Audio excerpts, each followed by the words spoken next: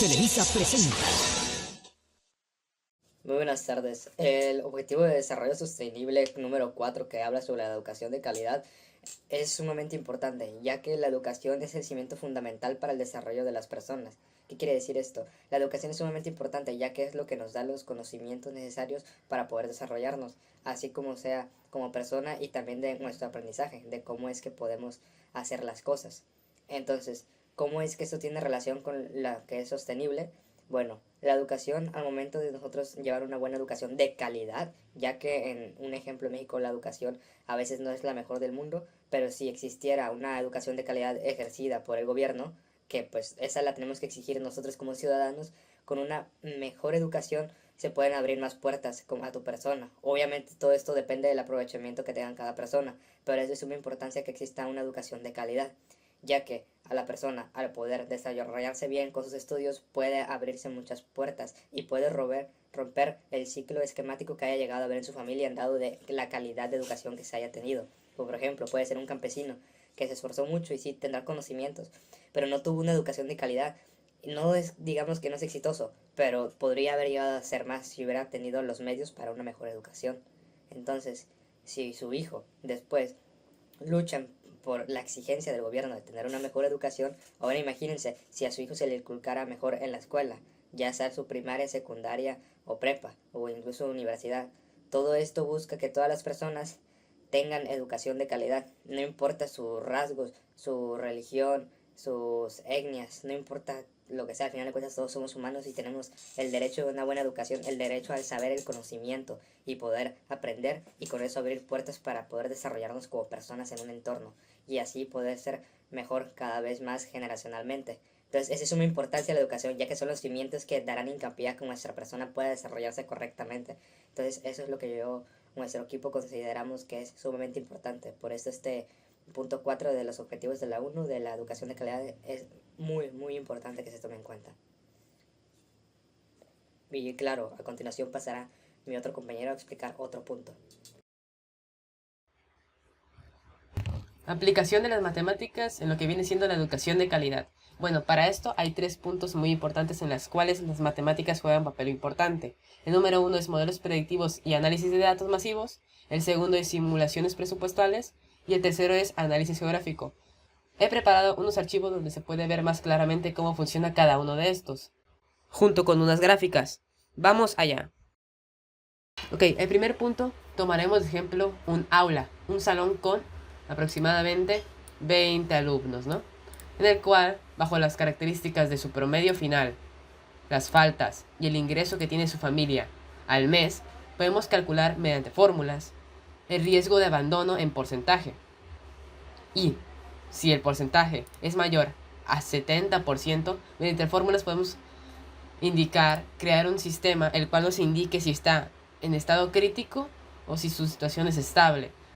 Además, este sistema podrá identificar cuál es el problema que están teniendo más alumnos, si tienen un problema con el promedio, con las faltas o con el ingreso mensual de su familia. Esto se podría ver reflejado, por ejemplo, en esta gráfica, donde vemos que en este aula hay más problema de faltas que de ingresos o de promedio. Es decir, hay problema de faltas de un 45%. Todo esto los podrá ayudar a analizar y poder tomar medidas para solucionar o aminorar este problema. La siguiente tabla sería la optimización de recursos enfocada al apoyo estudiantil. Esta tabla fue creada con fórmulas matemáticas que nos ayudan a decir si el presupuesto es suficiente o insuficiente, en contraste con el total gastado ya, como las becas mensuales, mochilas con útiles, paquetes de libros, etc. Y si en este caso es suficiente, nos da el sobrante para ver en qué más se podría distribuir este dinero. En el caso de la gráfica número 1 nos dice cómo está repartido el dinero ya gastado en todas las ayudas. En este caso, las becas ganan con un 40%, y así esta tabla nos podría ayudar para determinar o equilibrar en dónde va más enfocado el dinero para las ayudas. O en la segunda tabla nos muestra una gráfica donde se ve reflejado el presupuesto y el sobrante o faltante, dependiendo del caso. Es así gracias a las matemáticas que podemos representar estos datos mediante gráficas para su posterior análisis, comprensión e investigación para la ayuda en la educación de calidad. En la siguiente tabla, que es análisis geográfico enfocada a la alfabetización, podemos determinar mediante 4 variables que sería la población de 15 años en adelante, los alfabetizados, los años de estudio promedio y el acceso a Internet, podemos determinar una tasa de alfabetización.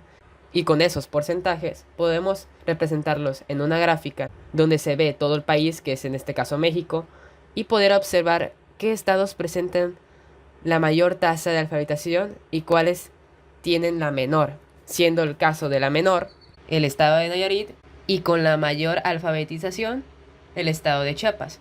Obviamente esto sería un caso hipotético. Y bueno, así es como las matemáticas nos ayudan a poder mejorar la educación gracias a análisis de tendencias, comportamiento e incluso riesgo de que las personas abandonen la escuela. Y esto sirve para poder anticipar que eso no suceda y poder remediarlo o tomar medidas lo antes posible. A continuación, mi compañero explicará otro punto.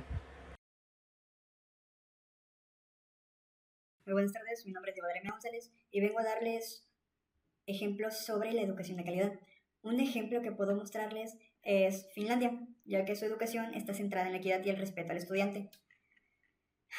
Imaginemos que estamos en una aula de Finlandia, donde aquí los exámenes no están estandarizados, ya que los estudiantes aprenden a su propio ritmo, donde también los maestros son tratados como verdaderos expertos. Aquí la educación no es una carrera de obstáculos, sino un viaje de descubrimiento. Los profesores pasan por una formación exigente, ya que solo 1 de cada 9 logra entrar y tienen la libertad de adaptar su currículum a la necesidad de estos alumnos, ya que el bienestar emocional también es importante como las matemáticas y la ciencia. Ahora otro ejemplo que les puedo dar es Singapur, donde la excelencia se construye desde la base. Desde pequeños, los estudiantes aprenden a pensar críticamente, a resolver problemas y a trabajar en equipo. En las aulas de Singapur están llenas de tecnología, pero lo más importante es la preparación de los docentes, ya que estos reciben formación continua y siempre están actualizados. Puede que este programa sea un poco exigente, pero también es flexible y enfocado al desarrollo integral. Unas cosas que les puedo recomendar para tener una educación de calidad es la formación continua del docente. Como vimos antes, al igual que Finlandia y Singapur, podemos invertir en lo que es la preparación y actualización constante de maestros. Pero podemos crear programas como la nueva Escuela Mexicana, ya que apuntan por esa dirección. Pero aún hay mucho que por hacer porque los docentes puede que no tengan acceso a estas herramientas o no tengan enfoques pedagógicos innovadores.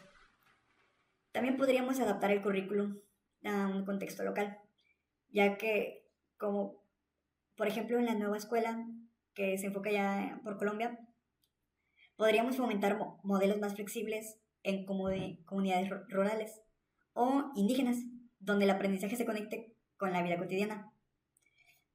También podemos incluir la inclusión y la equidad, ya que asegura que los niños y jóvenes, sin importar su origen, género o condición, se convierta en un acceso a la educación muy significativo.